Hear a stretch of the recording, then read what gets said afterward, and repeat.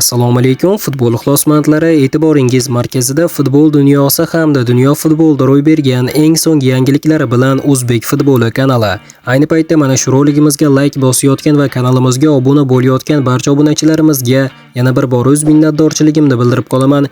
Ekran oldiga yaxshilab joylashib oling, like bosishni unutmang. Bugungi dasturimizni boshladik. Qadrli do'stlar, hozirgina chiqqan yangilik. Odil Hamrobekov Manchester City ostonasida transfer ehtimoli 70% ni tashkil qilmoqda. O'zbekiston futbolida tarixiy transfer sodir bo'lishi mumkin. Tarqalayotgan ma'lumotlarga ko'ra, Manchester City Odil Hamrobekovga qiziqish bildirmoqda va dastlabki taklifni allaqachon yuborgan. Hozircha taklif rasmiylashgani yo'q, ammo manbalarga ko'ra transferning amalga oshish ehtimoli taxminan 70% ga baholanmoqda. Qolgan 30% esa futbolchining shaxsiy shartlari va klublar o'rtasidagi yakuniy kelishuvga bog'liq. Agar transfer amalga oshsa, Manchester Cityda 2 nafar o'zbek futbolchisi to'p suradi. Bir tomonda himoya chizig'ida Abduqodir Husanov, ikkinchi tomonda yarim himoyada Odil Hamrobekov. Enzo Maresca yangi mavsum oldidan jamoani kuchaytirishda davom etayotganini aytgan va klub transfer bozorida hali faol ishlayotganini tasdiqlagan. Hamrobekovning asosiy ustunligi tajribasi, O'zbekiston terma jamoasining yetakchilaridan biri. To'p bilan ishlashi, maydon markazini nazorat qilishi va himoyadan hujumga tez o'tishi bilan ajralib turadi. Tasavvur qiling, Etihad stadionida Manchester City tarkibi e'lon qilinmoqda. Himoyada Abduqodir Husanov, markazda Odil Hamrobekov. Bu nafaqat futbolchilar, balki butun O'zbekiston futboli uchun ulkan voqea bo'ladi.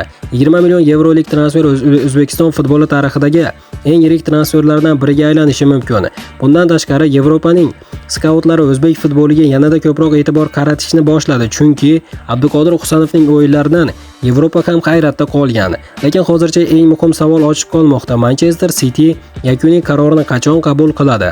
Transfer bozorining yopilishiga hali vaqt bor. Maresca boshqaruvidagi klub yangi futbolchilar izlashda davom etmoqda.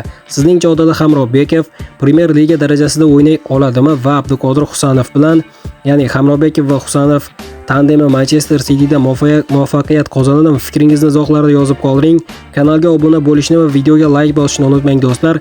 Hozir juda ham ko'p insonlar kanalimga negativ fikr bildirishi mumkin. Buni qayerdan olding? Bunday bo'lmaydi deb, lekin men mana shu ingliz tilida chiqqan yangiliklarni o'zbek tiliga sifatli qilib tarjima qilib sizlarga taqdim etyapman do'stlar. Uxlamasdan tayyorladim. Albatta mehnatim uchun like bosib kanalimizga obuna bo'lib, hamyurtimiz Odil Hamrobekovni qo'llab-quvvatlagan holda kommentariyaga tushib, "Olg'a O'zbekiston, olg'a Odil Hamrobekov" deb yozib qo'yishni unutmang. Esingizda bo'lsa, birinchilardan bo'lib Abduqodir Husanovning Manchester Cityga ehtimoliy transferi to'g'risida video chiqarganimda juda ham ko'p insonlar ermak qilib, juda ham yomon kommentariyalar yozishgan. Kimdir yomon kommentariya yozsa, uni o'qib turib, boshqa odamlar ham shunday fikr bildiryapti. Har bir inson do'stlar o'z fikri bilan bo'lsin va do'stlar hamyurtimizni albatta qo'llab-quvvatlagan holda kommentariyaga tushib, "Olg'a O'zbekiston" deb yozib qo'yishni unutmang va mana hozirda Abduqodir Husanov ham aynan Manchester Cityda to'p surmoqda do'stlar. Keyin yozgan kommentariyangizga uyalib qolmaysiz degan umiddaman. Mana do'stlar, hozirgi dasturimiz xuddi mana shu yerda o'z yakuniga yetdi. Eng so'nggi transferlar, eng so'nggi yangiliklar faqatgina O'zbek futboli kanalida chiqadi. Kanalga obuna bo'lib, bizni qo'llab-quvvatlashni unutmang. Keyingi dasturlarimizda ko'rishguncha, xayr, o'zingizni ehtiyot qiling. O'zbek futboli kanalimizdan uzoqlashmang. Tez orada ko'rishguncha do'stlar.